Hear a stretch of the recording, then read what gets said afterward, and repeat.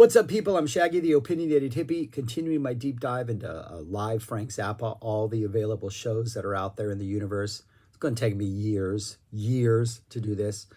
Started with the third leg of the Summer-Fall 1974 tour because it is my favorite tour, and we have arrived at what is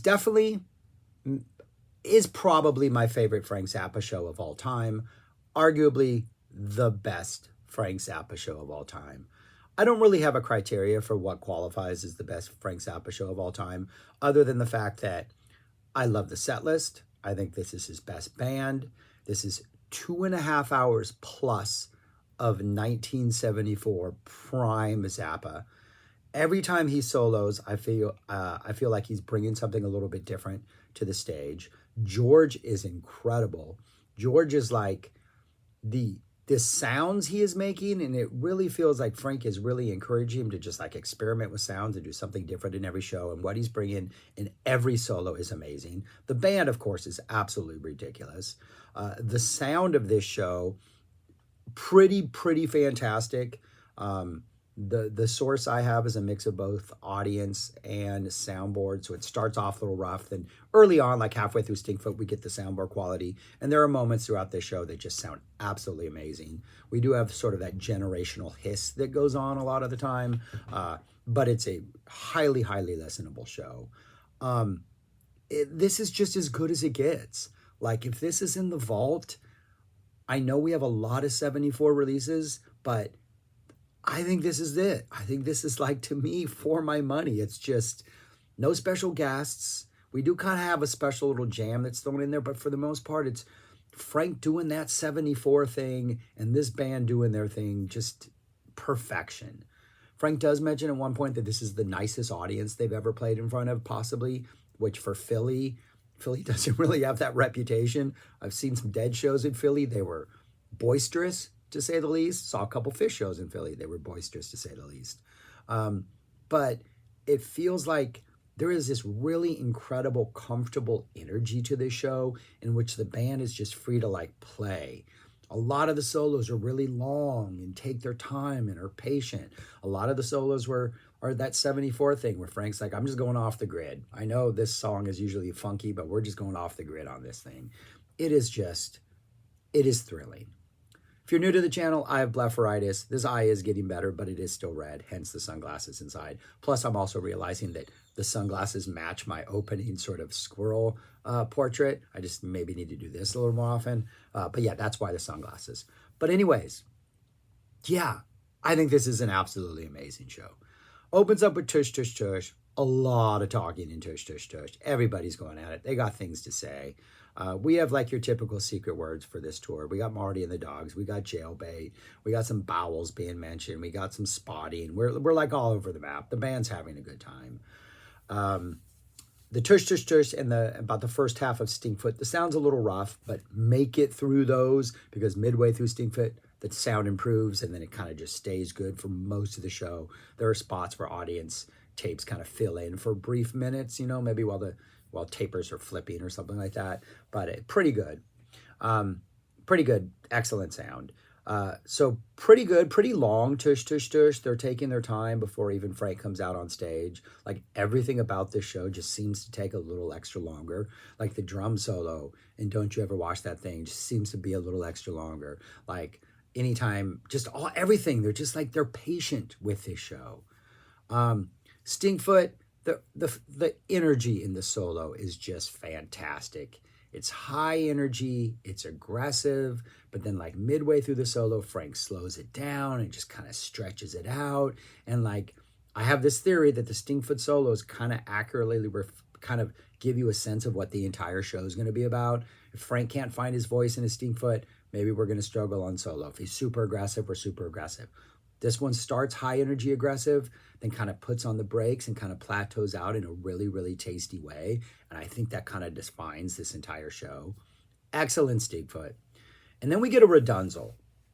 And this is probably the best Redunzel solo I've heard so far on this leg of the tour. It's about 5 minutes long. It starts off in your pretty typical like Redunzel style, where it's got like sort of a motif. It's kind of patiently building. It's got this more narrative structure where we feel like we're starting here and continuing on the same thread. Frank seems engaged. He's super playful. There's like these incredible bursts of intensity, though the whole thing is definitely not like a pedal to the metal type solo. Really nice, patient vibe.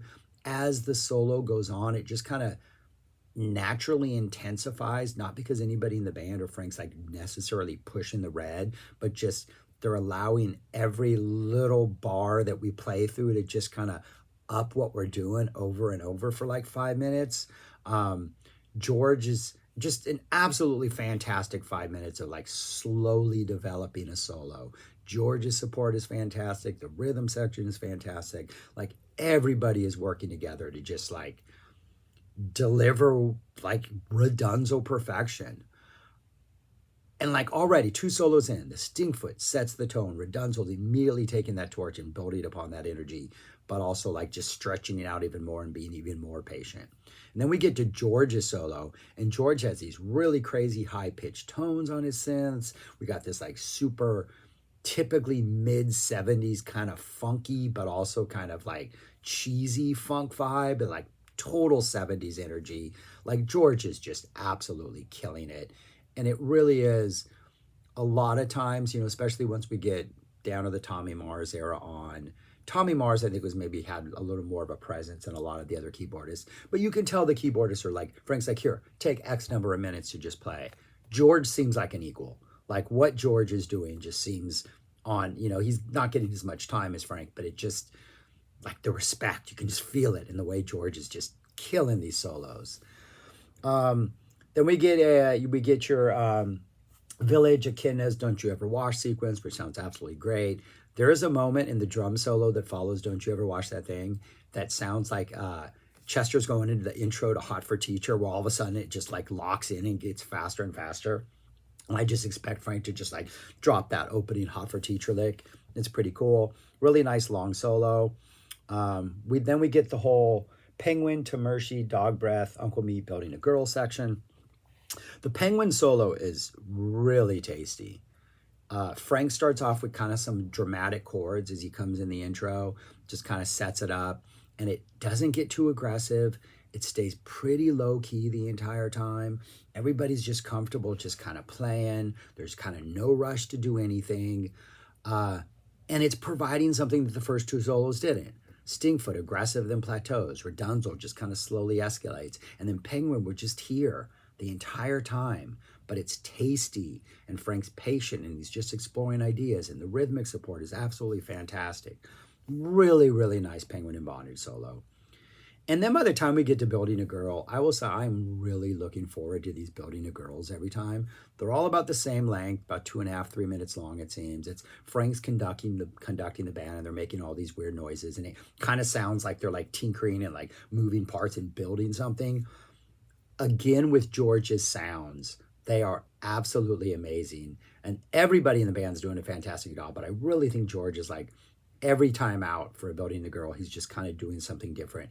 And this seems like the most dramatic girl they have built so far. It seems like they're building like a Wonder Woman or like a Captain Marvel or something here. This seems a little bit epic in this one. Fantastic. Then we get a Dynamo hum. And I really, really like this Dynamo hum. Usually at this point, I'm a little like, Dynamo hum.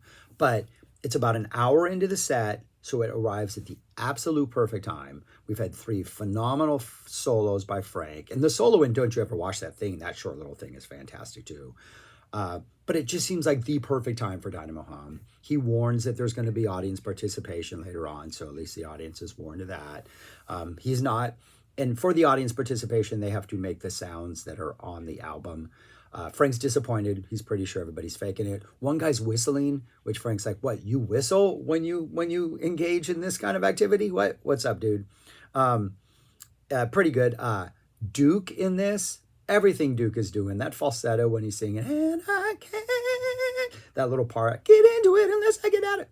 Absolutely amazing. There is such a great cheesy 70s funk vibe to this. The band, you can tell, is having a great time. And I just think musically it just completely elevates, the fact that it's Dynamo hum. it's pretty good. One guy impresses Frank, Wildman Fisher's brother, apparently is in the audience. He impresses Frank with his audience participation skills. And then at the end of this, Frank tears into Camarillo Brillo with his guitar. It's just like, no, no, no, no, no, like almost like a hard rock, heavy metal version of this. And the really cool thing about this Camarillo Brillo is Frank can't sing, play, and play guitar at the same time. And like the guitar is kind of the driving force in this. So when we get to the verses and the choruses, there's no guitar. And so it's really just the rhythm section carrying it along with George doing these really cool sort of effects and sounds. And it's just the vibe of this and the way this particular mix is. This Camarillo Brillo sounds absolutely amazing. And then George gets a cool little funky solo at the end. Just so far, we're like an hour plus into the show. Absolutely perfect so far. And then it gets even better. Because at this point, Frank decides he wants to play something off the new album. And so we get, over the course of the next 25 minutes, we get an Oh No, Son of Orange County, More Trouble Every Day.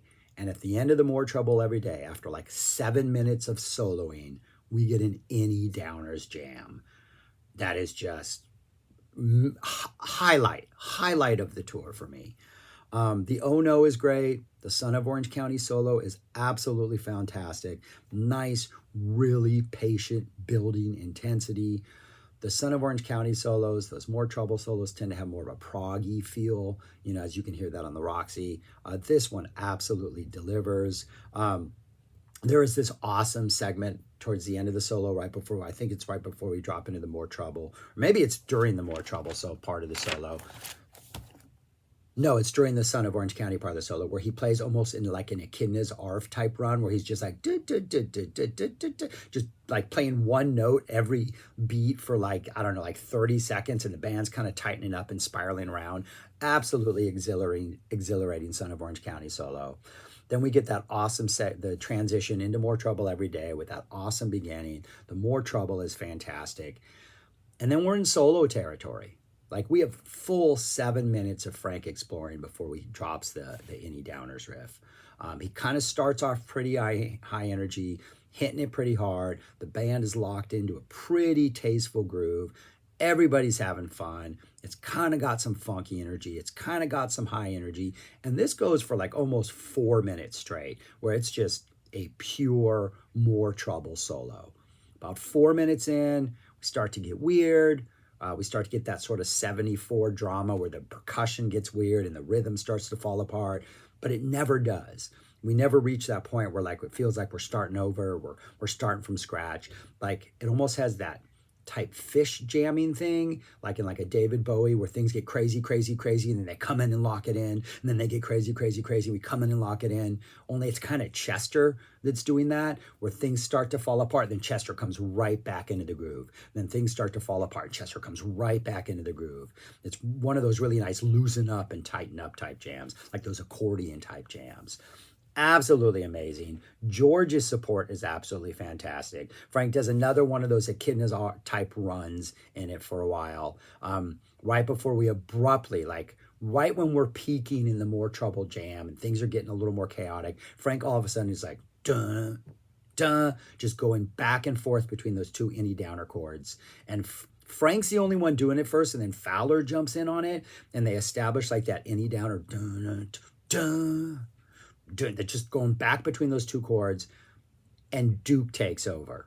And Duke gets this long, tasty, patient, synthy, cheesy, all these amazing sounds. He just gets this long solo that is ridiculous. Like Frank just sits back and lets George take over as he and Fowler and the band just ride this Any Downers groove. Highlight of the tour so far. As we near the end of Any Downers, Frank starts dropping some licks and we get a little bit of interplay. But this is like 7 minutes of pure Frank with the best band he's ever had supporting him, I would argue. And then an incredible Duke solo over an Any Downers riff. Top-notch stuff. Top-notch stuff. It's like 25 minutes long, that whole segment. And then we get like, I don't know, Frank's really good about the contrast and relief balance and stuff. We get a Babette. And again, Duke's keyboards in the back, just kind of these like nice chords that he's playing, almost give this song a little bit of class. give it a little bit of elegance as we sing about Marty and the dogs. Then we get a fantastic approximate. That's one of the good things about hearing Babette. You know, approximate's probably going to follow on this tour. Frank takes 2 solos in this. The first one, really nice and in the pocket and groovy. Your second one, your more aggressive rock solo. George gets a really nice solo in this. And this approximate seems a lot less cluttered and frantic than a lot of the ones from this tour. It seems like there's a lot more space in this. Like everything about this show just feels like there's a lot of space and the band just has room to flex and they're like patient with doing it. It's still got that high energy approximate craziness, but there's more space in it. Actually, absolutely fantastic. Great. And then after that, we get a Montana. We go into a Montana. This is like a 14-minute Montana, or maybe it's about, maybe like 13, because I think there's like a minute of talking at the end. Really long solo. And as they head into the solo, Frank's like, all right, here we go again. And we're playing Montana for a while. We get your typical Montana energy for maybe like a minute and a half, 2 minutes, I think. And then it's just like, we're off. We're doing that 74 thing where we're off the grid. We're exploring a whole bunch of new ideas. But at the same time, Chester's managing to keeping some sort of coherent groove going. The energy is just, Frank's playing is just so fluid here, and the band is so locked in. We go into this really kind of slow pajama people jam. He kind of quotes the lyrics on his guitar. He's not actually singing them. So we get a little pajama people tease in there that's pretty sweet. But this solo just goes on and on and on. It never really falls apart as that you can't do that on stage anymore one does, but it threatens to a couple times, but they just keep it in, they keep it locked together. And finally, when, you know, after he teases the pajama people, we finally kind of ease back into Montana. And it's just like they're just taking their time and enjoying playing. And it just really almost has this jam session feel. And it is at this point where Frank goes, you guys have to be the nicest audience yet after this. During the outro, there's a improvised sort of spur of the moment yippee-tie-o sing along. Some guy in the audience sings it, then the audience starts singing it. Like Frank is just having a fantastic time. You can tell. And at this point, he's like, hey guys, we're just going to play whatever you want to play. Are there any requests? And you don't really hear many people yelling requests, which is weird because people are yelling stuff all the time at Zappa shows. And if you have audience tapes for Zappa shows, I mean, there are years where it's just like it's just people that are yelling stuff nonstop at Frank. Apparently nobody yells anything because Frank's like, what? You guys want to hear Don't Eat the Yellow Snow? They do a Don't Eat the Yellow Snow. The sound takes a little bit of dip during that nuke, and we get a little audience patch before we go back to the soundboard. Excellent, typical Don't Eat the Yellow Snow. And then after Don't Eat the Yellow Snow, I believe that's the encore break. And then they come back out. And for the encore, we get an 18-minute Pygmy Twilight room service. And then into Tush Tush Tush for a closer. Absolutely fantastic. The Pygmy Twilight is just, it's the hard, slow rock version. The solo is amazing. The solo is probably the most volcano solo of the show, like your pure rock solo, where at the beginning of the solo, Frank's kind of experimenting and tiptoeing in, and then as the song goes, we kind of build an intensity in like your typical rock fashion. And it almost feels like we're heading towards that crazy climax before we get that break in the little Mozart tease. But right before we reach the peak, Frank does the 74 thing and takes like a 120-degree turn and starts heading like in a different direction. And we kind of bring it way down, like, and get kind of weird and falling apart before we go into that segue. And then after we get the Mozart tease, we get like a full jam for like over a minute after that before we make this really smooth kind of abrupt transition into room service. Room service, we're talking about the lights and the lighting guy and the load in and turning the venue into this crazy thing where there's metal everywhere. We get a reference to Any Color But Green, which we would hear again in Goblin Girl about how they didn't want the lighting guy to use green lights because of the way it looks on their skin. So we get a little conceptual continuity to You Are What You Is, which is pretty sweet. And then we go into Tush Tush Tush for the closer, and it is a high, high, high energy Tush Tush Tush. 2 hours and 35 minutes. This is, I think, the best show Frank has ever played. Don't really have a set of criterion other than this is probably one I've listened to more than any other. Revisiting this week, I don't think I've listened to this in a couple years, but it was amazing how many of the Frank's, like, what he's saying, I was like, oh yeah, I have memorized. One of the best "Don't You Ever Wash" is that thing in which Frank's like, all through the show, Ruth has been thinking. All through the show, Ruth has been thinking. Ruth has been thinking all through the show. One of my favorite one of those. So many little asides that Frank's doing, like during the Dynamo hum thing, making jokes at the audience. Everybody's in a great mood. The playing is exceptional. The sound is amazing. George Duke is next level. This is the best band he's ever had. This is the best show I think he's ever played. So, of course, if I rank it, it's a number one, easily. And this is a great tour. This is a great tour. This is my favorite tour. This is why. This has the most jam band feel of any show he's ever played. It's so patient and relaxed, and it really feels like Frank is a member of the band, and they're all just playing. It's perfection. Check it out. It's on YouTube. It's out there. Sound is rough for the first song and a half, but then it gets better, and it is worth every second of your time. That's all I got. Thanks for watching. Been going on a long time about this, but it is a long show, and it is the best. So, yeah. All right. Subscribe, like, share, comment. Let me know your thoughts on this if you check it out, and your thoughts on this tour, all that kind of stuff. And I'm sure there are things I forgot to talk about because that is how great this show is, but you can go listen and discover them for yourselves. Thank you for watching. Peace. Talk to you later.